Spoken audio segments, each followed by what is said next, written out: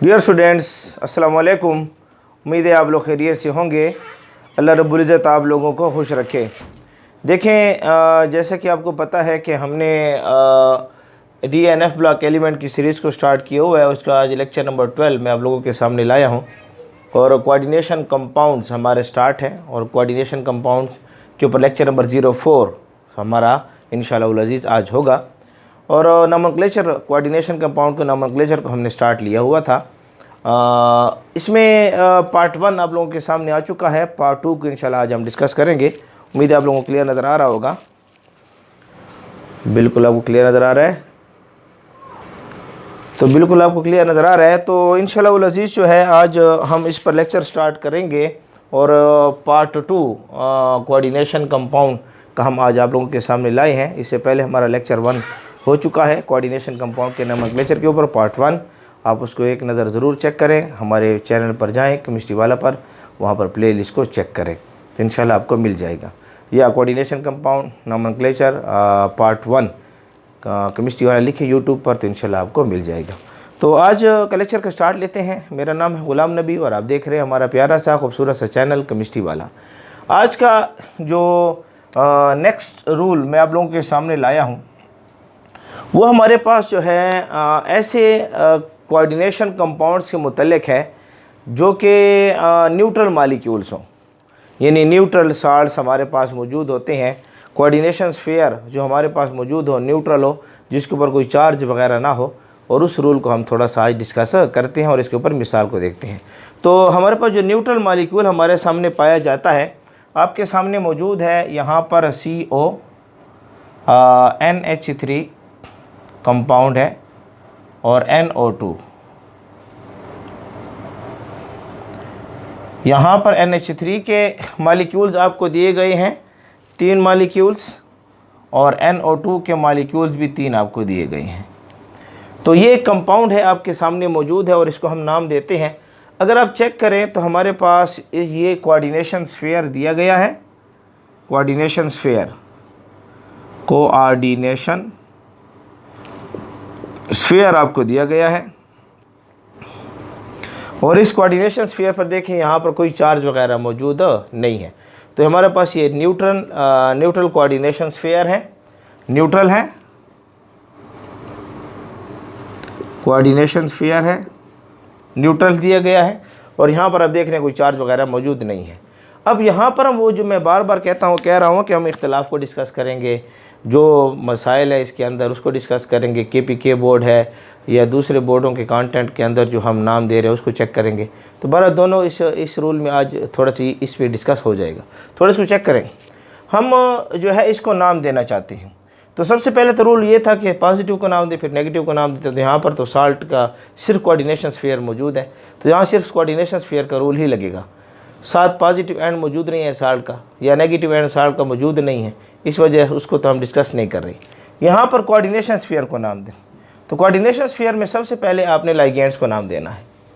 तो ये भी लाइगेंड्स है और ये भी लाइगेंड्स है, 2 लाइगेंड्स आपके सामने मौजूद हैं। तो आपके पास सबसे पहले जो रूल आपके सामने आएगा, रूल ये क्या कहता है कि जो न्यूट्रल लाइगेंड्स होगा, न्यूट्रल कोऑर्डिनेशन स्फीयर में आपने सबसे पहले क्या करना है, नेम आप दे रहे हैं, ये रूल सब पर अप्लाई हो रहा है। Name first of all two ligands. तो कोऑर्डिनेशन स्फीयर में सबसे पहले नाम जो है किसको दिया जाएगा, लाइगेंड्स को दिया जाएगा। तो यहाँ पर लाइगेंड्स आप देखें, एक आपके पास NO2 है और एक NH3 है। अब आप देखें यहाँ पर लाइगेंड्स 2 हैं आपके पास। एक लाइगेंड्स मौजूद है NO2, इसको नाम दिया जाएगा नाइट्रो, क्योंकि आपके पास ये नेगेटिव लाइगेंड्स है और मैंने नेगेटिव के रूल समझाया था कि उसका एंड जो है O पर होगा, एंड जो है किस पर होगा, O पर होगा। और एक लाइगेंड्स जो आपको दिया गया है वो NH3 है और ये लाइगेंड्स जो है इसके लफ्ज़ यूज़ होता है एमाइन, इसके लफ्ज़ यूज़ हो रहा है एमाइन। और एमाइन जो है याद रखें हमारे पास न्यूट्रल लाइगेंड्स है, न्यूट्रल लाइगेंट होता है। तो देखिए ये नेगेटिव लाइगेंड्स है, ये न्यूट्रल लाइगेंड्स है। जब हम नाम देते हैं तो हमारे पास जो KPK बोर्ड्स के जो कंटेंट्स हैं, KPK बोर्ड्स के जो कंटेंट्स हैं, उनकी जो बुक्स लिख रही हैं खैबर पख्तूनख्वा पाकिस्तान के अंदर, खैबर पख्तूनख्वा बोर्ड के जो कंटेंट्स हमारे पास मौजूद हैं, वो जब नाम देना चाहती हैं इसको लाइगेंड्स को, तो उन्होंने इस रूल को लिखा है कि सबसे पहले आपने जो नाम देना है, सबसे पहले नेगेटिव को, फिर न्यूट्रल को, और उसके बाद जो है आपने पॉजिटिव को नाम वगैरह देना है। तो KPK बोर्ड क्या कहता है कि नेम देने के, जब आप नेम देना चाहते हैं लाइगेंड्स को, तो सबसे पहले नेम दें नंबर फर्स्ट नेगेटिव पार्ट को, नंबर 2 न्यूट्रल पार्ट को, और नंबर 3 पॉजिटिव पार्ट को। ये रूल बता रहे हैं आपको। सबसे पहले नाम किसको दें? नेगेटिव पार्ट को, फिर नाम दें न्यूट्रल पार्ट को, और फिर नाम दें पॉजिटिव पार्ट को। तो ये जो रूल मैं बता रहा हूँ according to KPK board content के लिहाज से। तो यहाँ पर देखें, यहाँ पर ये 1 के लिए नफ़ी 1 है, 3 के लिए नफ़ी 3 हो जाएगा, तो ये नेगेटिव पार्ट है। ये न्यूट्रल पार्ट है, ऑक्सीडेशन स्टेट 0, NH3 का ऑक्सीडेशन स्टेट 0। यहाँ पर नफ़ी 1 है और ये नफ़ी 3 है, 1 के लिए नफ़ी 1, 3 के लिए नफ़ी 3 है, तो ये नेगेटिव पार्ट है। तो KPK बोर्ड कंटेंट क्या कहता है कि सबसे पहले आप नेगेटिव पार्ट को हिस्सा दें, नाम दें। तो क्या कहता है? ट्राई नाइट्रो नाम दे रहे हैं, ट्राई नाइट्रो, नेगेटिव पार्ट को उसने नाम दे दिया tri nitro. Try amine, try amine, tri nitro, try amine, आपने लाइगेंड्स को नाम दे दिया ट्राई नाइट्रो, ट्राई एमाइन। ये सबसे पहले नाम इसको दिया,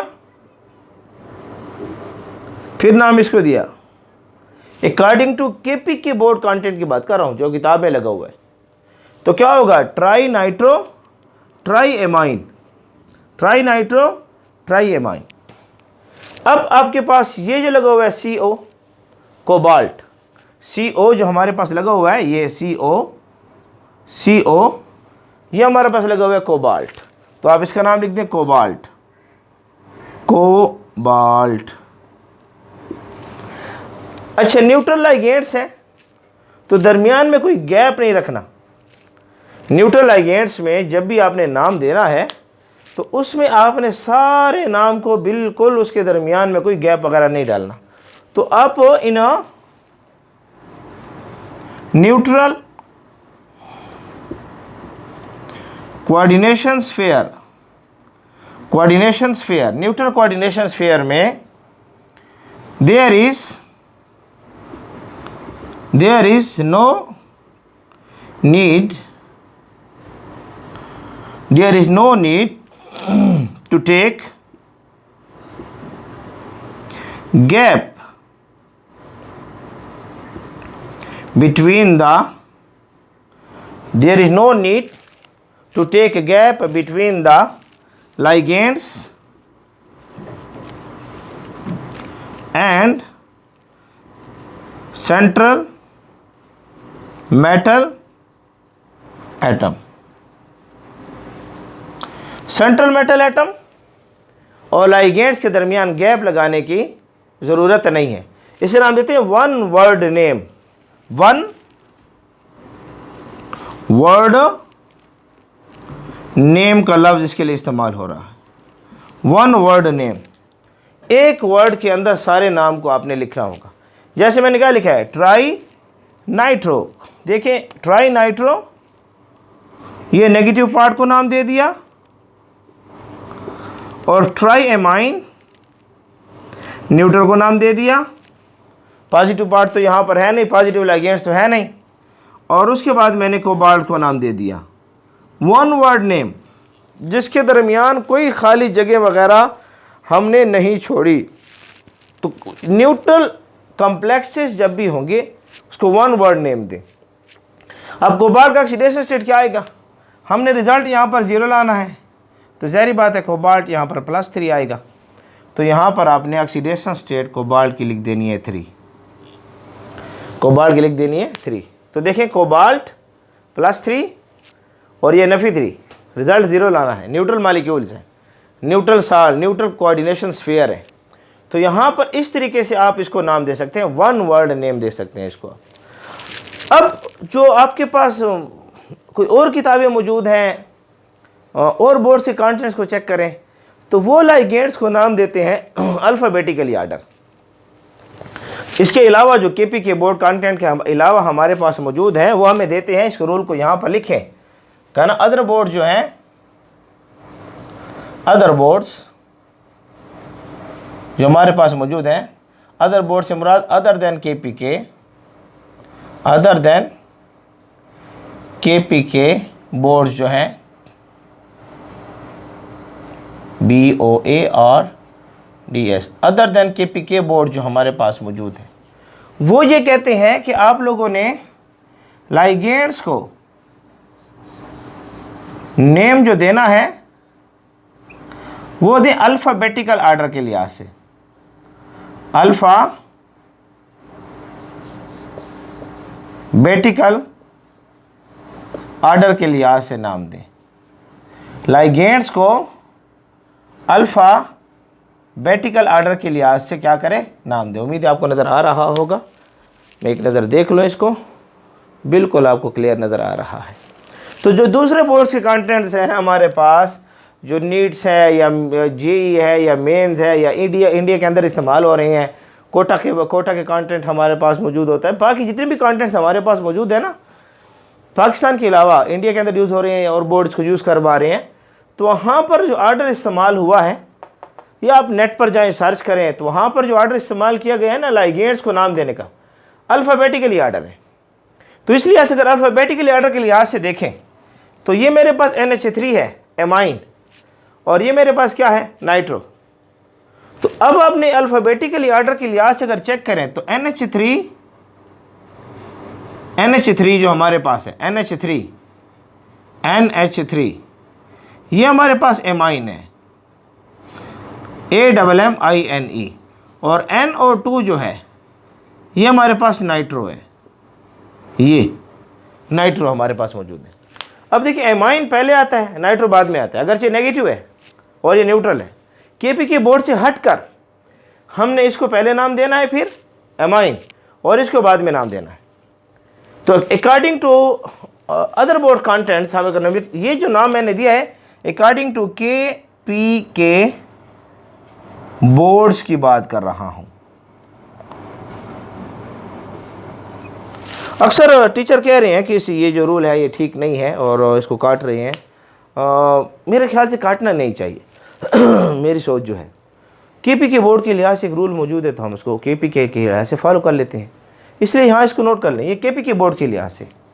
अदर बोर्ड्स देखना चाहते हैं, अदर बोर्ड्स के लिहाज से अगर आप इसको नाम देना चाहते हैं इसको, तो फिर नाम क्या आ जाएगा। सबसे पहले अल्फ़ाबेटिकली आपने जाना है तो ट्राई एमाइन,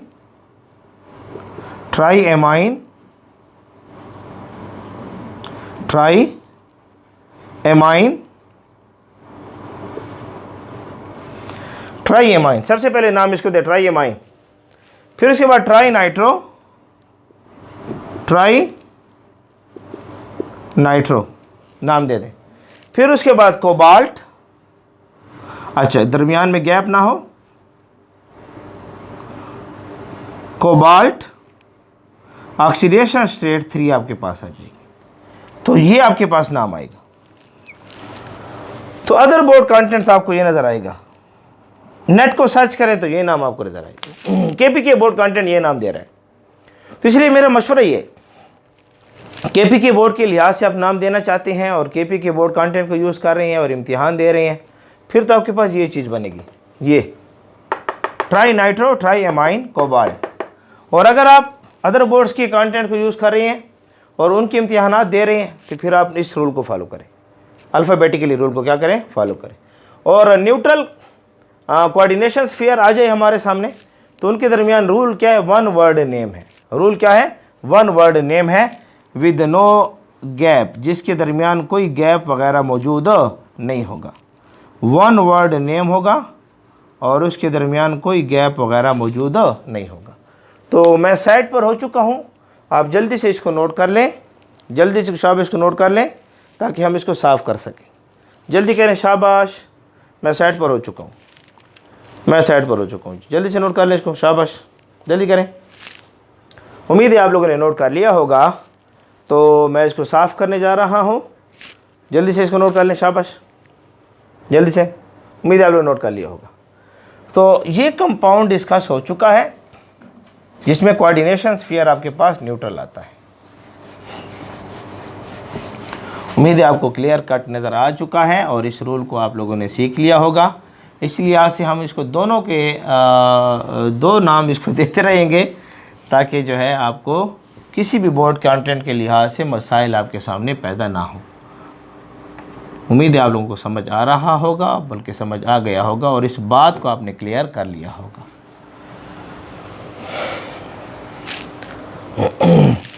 जल्दी से आपने नोट कर लिया है तो इसको जल्दी से आपने देखना है। तो हम नेक्स्ट कंपाउंड की तरफ चलते हैं। तो उम्मीद है आप लोगों ने नोट कर लिया होगा। तो हम नेक्स्ट कंपाउंड इसमें हम चेक करते हैं कि जो हमारे पास मौजूद है, ये आपने नोट कर लिया होगा। इसको साफ़ कर लेते हैं। तो देखिए हमारे पास जो नेक्स्ट कंपाउंड आ रहा है, थोड़ा उसको चेक करते हैं। नेक्स्ट कंपाउंड हमारे पास मौजूद है प्लेटिनियम NH3 प्लेटिनियम NH3 दिया गया है लाइगेंड्स, और 4 लाइगेंड्स यहाँ प्लेटिनियम के साथ एमोनिया के मौजूद हैं, और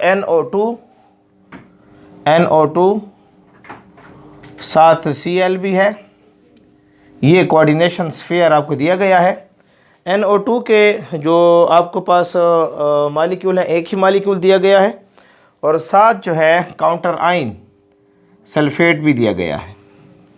अब देखें ये कंपाउंड आपके सामने मौजूद है। आप इस कंपाउंड को चेक करें। सबसे पहले तो कोशिश करें कि ख़ुद इसको नाम देने की कोशिश करें। वीडियो को पास कर लें और पास करने के बाद ख़ुद इसको नाम दें, ये सबसे बेहतर तरीका है। इससे आपके अंदर जो है एक ऐसी चीज़ पैदा होगी जिससे आप बहुत अच्छे से सवाल हासिल कर सकेंगे। और उसके बाद जो गलती हो जाए तो कोई मसला नहीं है ना, फिर भी इसको आप हैंडल करें और फिर उसके बाद वीडियो को देखें। हम इसका नाम तो वैसे भी दे रहे हैं ना, तो ख़ुद इसको नोट करके इसका जवाब हमें दें। जल्दी करें, शाबाश। कमेंट बॉक्स में इसका आंसर लिख कर दें हमें। जल्दी करें, शाबाश। उम्मीद है आप लोग लिख लिया होगा। हम इसको स्टार्ट लेते हैं। देखें यहाँ पर आपने चेक करना है कि यहाँ पर देखें ये नेगेटिव लाइगेंड्स है Nfe1, ये भी नेगेटिव लाइगेंड्स है Nfe1 हमारे पास मौजूद है, नेगेटिव लाइगेंड्स। यहाँ देखें ये न्यूट्रल है।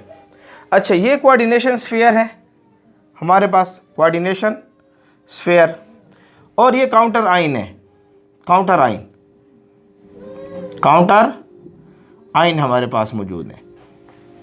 अब चेक करें यहाँ कोऑर्डिनेशन स्फीयर, ये सारा पॉजिटिव है, कोऑर्डिनेशन स्फीयर पॉजिटिव है इस साल्ट में, और काउंटर आइन यहाँ पर नेगेटिव है। सल्फेट है Nfe2, इसका ऑक्सीडेशन स्टेट हमारे पास होता है। तो यहाँ पर ये काउंटर आइन कोऑर्डिनेशन स्फीयर जो है ये पॉजिटिव है और ये काउंटर आइन हमारे पास नेगेटिव है। तो ये साल्ट मौजूद है। तो सबसे पहले रूल तो आप लोगों ने ये पढ़ा था ना, अगर आपको याद हो, रूल आप लोगों ने इस चीज़ को पढ़ा था कि साल्ट में जो आपके पास मौजूद होता है, साल्ट में फर्स्ट जो है, फर्स्ट नेम जो है आप पॉजिटिव पार्ट को देंगे एंड देन नेगेटिव पार्ट, फिर आपने नेगेटिव पार्ट को नाम देना होगा, देन नेगेटिव पार्ट को आपने नाम देना होगा। पहले आपने पॉजिटिव पार्ट को नाम देना है, फिर नेगेटिव पार्ट को नाम देना है। तो ये तो सल्फेट है, नेगेटिव पार्ट है, आखिर में नाम आपके पास आ जाएगा। यहाँ पॉजिटिव पार्ट को नाम दे रहे हैं आप। अच्छा, अभी मैंने रूल क्या समझाया था आपको? आपने क्या रूल पढ़ा था कि यहाँ पर आपने जब नाम देना है, केपी के बोर्ड के कंटेंट की लिहाज से बात कर रहा हूँ, केपी के खैबर पख्तूनख्वा के जो बोर्ड्स हैं उनके कंटेंट्स की बात कर रहा हूँ। आप इसको नाम देना चाहते हैं तो आपने नाम कैसे देना है? केपी के बोर्ड के कंटेंट के लिहाज से पहले नेगेटिव को नाम दें, और उसके बाद जो है न्यूट्रल को नाम दें, फिर पॉजिटिव को नाम दें। यहाँ पॉजिटिव है नहीं लाइगेंड्स, ठीक है। तो आपके पास रूल ये कहता है, केपी के बोर्ड कंटेंट्स की बात कर रहा हूँ, केपी के बोर्ड के रूल्स के मुताबिक जो रूल कह रहा है कि फर्स्ट ऑफ ऑल लाइगेंड्स में लाइगेंड्स को नेम दें और नेम में सबसे पहला नाम जो है नेगेटिव को हो और उसके बाद न्यूट्रल को हो, न्यूट्रल को, और आखिर में पॉजिटिव को नाम दें लाइगेंड्स में। और विदाउट हाइफन, इनके दरमियान जो है खाली जगह भी न छोड़ें, विदाउट हाइफन, इनके दरमियान कोई खाली गैप वगैरह न छोड़ें। तो यहाँ पर देखें, ये भी नेगेटिव लाइगेंड्स है, ये भी नेगेटिव लाइगेंड्स है। अब यहाँ रूल ये कहता है कि अल्फ़ाबेटिकली आर्डर को फॉलो करें। अगर आपके पास मौजूद है if negative ligands are more than one, अगर नेगेटिव लाइगेंड्स आपके पास एक से ज़्यादा है, मोर देन वन है, then follow the alphabetical order. Alphabetical order को आपने फिर फॉलो करना है। अल्फ़ाबेटिकल आर्डर देखें, ये नेगेटिव लाइगेंड्स दो हैं, तो यहाँ पर अल्फ़ाबेटिकल आर्डर को फॉलो करें। तो सही यहाँ पर देखें, ये आपके पास जो है नाइट्रो है, नाइट्रो, ये आपके पास क्लोरो है। तो आपने सबसे पहले नाम तो नेगेटिव लाइगेंड्स को देना है ना, अकॉर्डिंग टू केपी की बोर्ड कंटेंट के लिहाज की बात कर रहा हूँ। तो यहाँ नाइट्रो है, ये क्लोरो है, तो सबसे पहले आपने क्लोरो का नाम देना है। तो क्या हो जाएगा, नेम जो आपके सामने आएगा क्लोरो नाइट्रो। तो सबसे पहले सी आता है, फिर एन आता है, तो क्लोरो और नाइट्रो। उसके बाद नाम दें टेट्रा एमाइन, टेट्रा एमाइन। तो देखें, लाइगेंड्स को आपने नाम दे रहे हैं और ये पॉजिटिव कोऑर्डिनेशन स्फीयर है और लाइगेंड्स के दरमियान आपने कोई हाइफन नहीं डालनी, कोई गैप वगैरह नहीं डालना आपने, विदाउट हाइफन आपने नाम दे दिया। अकॉर्डिंग टू केपी के बोर्ड कंटेंट की बात कर रहा हूँ। तो क्लोरो नाइट्रो टेट्रा एमाइन। अब आपके पास जो है पीटी है, तो प्लेटेनियम कर दें, प्लेटेनियम। मैं समझा चुका हूँ कि अगर कोऑर्डिनेशन स्फीयर पॉजिटिव है तो आपके पास सेंट्रल मेटल एटम के नाम में कोई चेंज नहीं आएगा। यहाँ कोऑर्डिनेशन स्फीयर पॉजिटिव है तो सेंट्रल मेटल एटम के नाम में चेंज नहीं आएगा। हाँ, अगर कोऑर्डिनेशन स्फीयर नेगेटिव होता तो हम ATE को बढ़ा देते, प्लेटिनेट कर देते, लेकिन यहाँ पर प्लेटिनियम लिख लें। अब आप इसका ऑक्सीडेशन स्टेट निकालें, प्लेटिनियम का ऑक्सीडेशन स्टेट निकालें। तो ऑक्सीडेशन स्टेट क्या निकलेगा, इसको आप यहाँ से तोड़ दें, ये Fe2 था, ये SO4, तो ये सारा आपके पास +2 हो जाएगा। अगर आप इसको यहाँ से तोड़ें, यहाँ से इसको तोड़ दें, तो ये आपके पास +2 बन जाएगा, सारा कोऑर्डिनेशन स्फीयर +2। तो ये एक के लिए Fe1, ये Fe1, रिज़ल्ट 0 लाना है। ये आपके पास क्या है, +2। तो आपके पास यहाँ चेक करें, ये +2 है, ये Fe1 है, ये Fe1 है। अगर इसको चेक करें, प्लेटेनियम को मैं यहाँ लिख रहा हूँ, थोड़ा सी ऑक्सीडेशन स्टेट को निकालने के लिए से प्लेटेनियम यहाँ लिख रहा हूँ, ये प्लेटेनियम, ये ऑक्सीडेशन स्टेट 0 है, तो मैं इसको 0 ही लिख रहा हूँ। 4 को मल्टीप्लाई करेंगे तो 0 ही आएगा। ऑक्सीडेशन स्टेट Fe1 है, यहाँ पर ऑक्सीडेशन स्टेट Fe1 है, तो मैं इसको Fe1 लिख रहा हूँ। यहाँ ऑक्सीडेशन स्टेट Fe1 है, तो मैं इसको Fe1 लिख रहा हूँ, प्लस Fe हो जाएगा ना। और आखिर में रिजल्ट क्या आ रहा है, +2। तो इसको उड़ाकर उधर ले जाएं, तो यहाँ 0 तो 0 गया, Fe है, तो Fe यहाँ पहले इसको लिखते हैं, 0 हो गया, ये Fe है, Fe2 रिजल्ट हो रहा है +2। इसको उड़ाकर उधर ले आए, तो +2 और +2,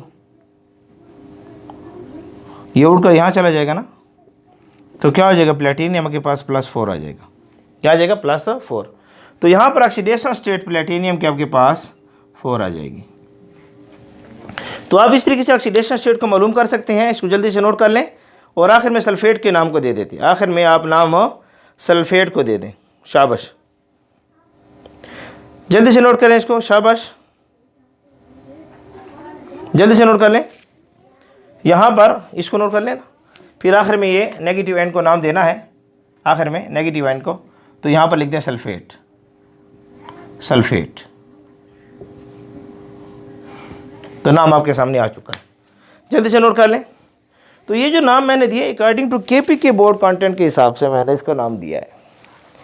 according to KPK board content के हिसाब से इसको नाम हमने दे दिया है। ऑक्सीडेशन स्टेट निकालने का तरीका आसान है।